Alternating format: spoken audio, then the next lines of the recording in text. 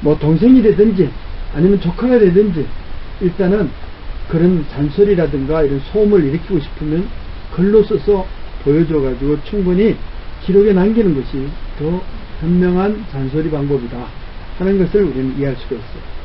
그래서 심리적으로 이런 잔소리라든가 소음을 듣게 되면은 그러면 이 집중이 안 되는 거예요. 소음이기 때문에. 근데 보통 이렇게 소음이 들리는 것이 한 60dB 이상에서 5분 이상만 지속이 돼버리면 어떤 일에 집중하는데 2배 이상의 시간이 걸린다고 이렇게 보고가 되고 있어요. 또 잠을 자려 그러면 50dB 이상의 소음만 유발이 되더라도 수면을 유발하는데 2배 이상의 시간이 걸린다는 것이 보고가 되고 있습니다. 그러니까 일단 듣기 싫은 소리가 들리면 집중도 안 되고 또 잠도 안 오고 그러니까 결국은 어떻게 되나 스트레스를 받을 수밖에 없죠. 불쾌감은 스트레스 받는다는 뜻입니다. 또 생리적인 현상은 일단 듣기 싫은 소리를 들으면은 되게 피곤하겠죠. 또 분산이 되어 버려 가지고 이 정신적인 어떤 집중도 안 되고 또 소화가 또 안 된다 그래요. 이게 민감한 사람들은. 그래서 소화액에서 이상 분비물이 나와가지고 뭐 위산 가라가 일어난다 뭐 이렇게 이야기도 하기도 그래요. 그래서 여기 뭐 소화제도 많고 그러지만 소화제를 먹지 말라는 얘기는 아닙니다만 애초에 그런 것을 차단시켜주는 것이 좋다는 것이죠. 또 심혈관에 자율신경에 영향이 있는데 예를 들어서 70dB에서 5분 이상 노출이 되잖아요. 싫은 잔소리를 듣거나 소음을 들으면 자기도 모르게 이런 혈관이 막 수축이 된다는 걸 느껴요.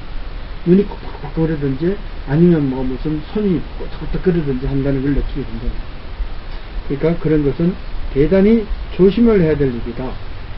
그래서 또 이런 듣지 말아야 될 이런 초고주파음을 듣거나 그러면 귀가 빨리 또 나빠져요. 왜냐하면 청각세포는 이렇게 다양한 육모세포라 그래가지고 틀로 이루어져 있는데 이 소리가 너무 오랫동안 듣지 말아야 될 소리가 들리면은 그런 소리들이 그 털로 이루어져 있는데 이런 털이 다 빠져버려가지고 감도가 낮아져서 벌써 한 30대, 20대인데도 40, 50대의 청력 연령을 갖는 그런 경우가 계속해서 우리 실험을 통해서 확인이 되고 있다는 것이죠. 자, 그래서 좀 더 우리가 조사를 해보기 위해서 잠을 한번 재워봤어요. 소음을 이렇게 들려주고. 그래서 50dB 이상의 소리가 예를 들어서 계속이 지속이 되면 수면 방해를 유발한다. 그래서 이 법정으로 50dB이 이 소음의 기준을 잡아놓은 거예요.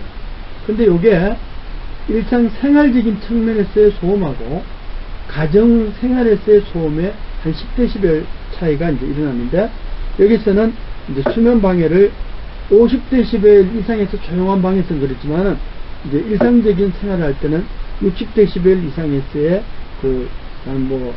장시간 노출이 되면은 수면이 도저히 잠을 초래하지 못한다는 거죠. 50dB 이상에서는 잠을 들려면 잠은 자는데 2배 이상의 시간이 걸린다면은 60dB 이상이 들어오면은 아예 잠을 못 자버린다. 이제 그런 얘기를 할 수가 있어요.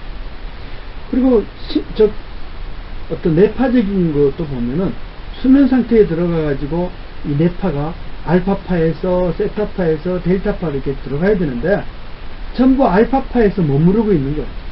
나가서 놀까 잘까 이렇게 망설이게 된다는 것이죠. 그런 효과들이 집요하게 나타난다는 것을 알 수가 있습니다.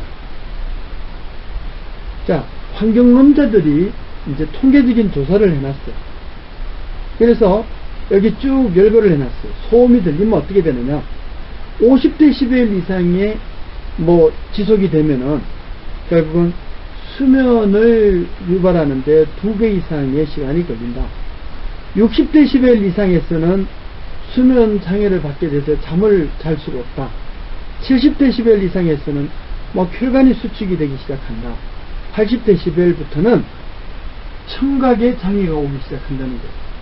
그러니까 이제 소음성 난청에 걸릴 가능성이 높아지고 90dB이 넘으면은 이 몸의 혈류가 컨트롤이 안 돼가지고 갑자기 콧물이 나온다든가 소변이 나온다든가 이렇게 이상 증세가 나타난다고 그렇게 이야기를 해요. 그럼 과연 50dB의 소리는 소음이 어느 정도인가를 보니까 사무실에서 또 아니면 독서실에서 약간 웅성웅성 되는 소리가 나올 때, 사무실에서 이렇게 근무하는 뭐 이렇게 웅성웅성 되는 소리가 나올 때 50dB이라고 해요. 50dB이 그렇게 큰 소리가 아니라는 거죠. 또 60dB이라 그러면 백화점 내에서는 잔잔한 음악도 약간 들리고 또 멀리서 비행기 소리가 들렸을 때 그걸 한 60dB라고 이야기를 합니다. 띠리릭 하면 전화벨 소리가 울리면 그 전화벨 소리의 한 1m 거리에서는 한 70dB의 소리라고 이야기를 하고요. 그 다음에 지하철 내에서 출발하거나 도착할 때 윙윙윙윙윙 윙윙윙윙 소리가 나죠. 모터 소음이 들리는데 그걸 80dB라고 이야기할 수가 있어요. 그러면 정말 분비계에 뭐 콧물이 난다든가 눈물이 난다든가 막 이렇게 소변이 나온다든가 쓸데없이 하면은 이거는 공장에서 윙윙 뭐 우리 왜 주석이 믹서기 이렇게 갈 때 윙 소리가 나고 진공 청소기가 2단 3단에서 크게 나올 때 그때 90dB의 소리라고 할 수가 있어요. 빵빵 그러면은 이상하게 차 타고 있는 사람은 그렇게 크게 못 느끼는데 밖에 있는 사람은 깜짝깜짝 놀라요. 그러니까 차를 타고 있으니까 100dB 정도가 막 나오더라도 자기는 한 80dB 정도 크기밖에 못 느끼는 거죠. 또 길게 안 하니까 그렇게 쉽게 생각하는데 밖에 있는 사람은 100dB 정도니까 이 소리를 들으면 막 그 혈당이나 호르몬 분비가 이상해가지고 엄청난 스트레스를 받게 된다, 이런 얘기를 할 수가 있답니다. 자, 그래서 이런 소음 중에서 내가 정말 듣고 싶지 않았는데 소음이 유발이 되는 경우가 있어요. 아니면 좋은 소리를 들었는데도 소음으로 간주가 돼가지고 이 소음성 난청에 걸리는 경우가 바로 이어폰을 끼고 있는 소리예요. 이어폰을 이렇게 종류가 이렇게 삽입형, 커널형이라고 하는데 이런 것과 오픈, 개방형이라고 그래가지고 이렇게 걸쳐놓는 이어폰이 있어요. 이런 이어폰에서는 이렇게 음식 배달부들이 그런 소리를 내면은 옆에 있는 사람은 쨍쨍쨍쨍 소리가 들려가지고 아주 자극적인 소리가 돼요. 그러니까 이어폰이 옆으로 새기도 하고 또 그 소리가 얼마나 큰지 듣는 사람한테는 소음성 난청을 유발할 수가 있다는 거죠. 그러한 관계를 우리가 사례를 들어서 한번 비디오로 시청을 하도록 하겠습니다. 네, 방금 동영상에서 보셨듯이 이어폰에서는 두 가지 소음이 나오고 있어요. 하나는 이 귓구멍을 울리는 소리 쪽으로 들어가는 이런 그 큰 자극적인 소리. 또 한쪽은 이렇게 걸쳐놨을 때 밖으로 빠져나가는 이런 소리, 새는 소리라고 할 수가 있어요. 그래서 그 새는 소리를 우리가 이렇게 해보면은 어떻게든지 음악을 크게 들어가지고 주변에 들리는 소음을 이기려고 그러면은 주변에 들리는 소음, 예를 들어서 그 전체에서 80dB 정도의 소음이 들린다 그러면 이걸 이기려고 그러면 한 90dB 이상 소리를 틀어야만이 이길 수가 있다는 거죠. 그러니까 아주 크게 소리를 틀 수밖에 없어요. 그래서 보니까 한 90dB 이상의 소리로 이어폰을 듣고 있더라는 것이죠. 그리고 보통 또 크게 듣는 사람은 한 100dB까지 듣고 있어요.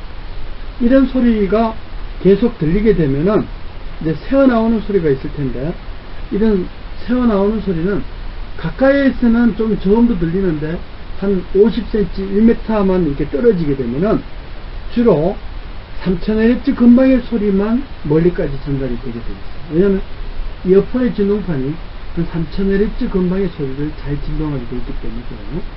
그러니까 이게 조금만 떨어지면 옆 사람들은 넓은 음폭의 소리를 듣는 게 아니고 20에서 2만 Hz 중에 3000Hz 근방의 소리만 계속 쨍쨍거리고 듣고 있으니까 그게 사람의 청세포 중에서 특정 부분만 계속 건드리게 되면 되게 단순하게 돼버리면서 나머지 부분이 심심해지고 적막해져 버려요.